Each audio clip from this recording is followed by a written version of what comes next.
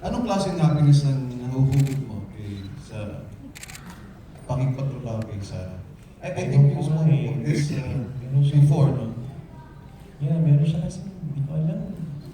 Saan ka ba nabuo? Saan ka ba nabuo? Kasi, hindi lang naman sa akin. Maraming tao ang mag-a-agree sa akin na si Sarah has this, I don't know, magic, charm na...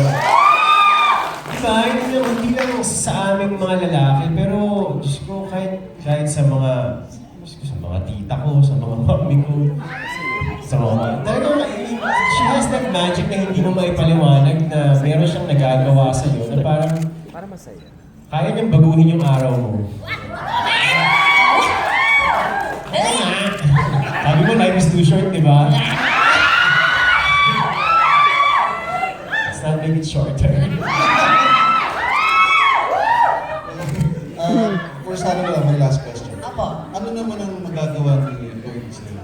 Wow. Kasi, I mean, practically you grew up with him. Oo nga. Yes. Maliit pa lang ako, napapanood ko na po siya. Ay, nako, talaga ba? Totoo, no?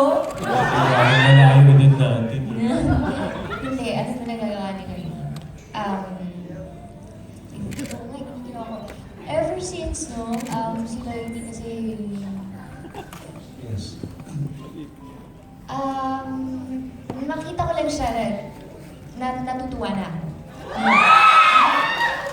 Iba din yung clown. hindi. Parang clown. And then, just observing him from afar, just looking at him, na natuwa na lang ako. Ganun lang. Pareho pa tayo from afar, ah.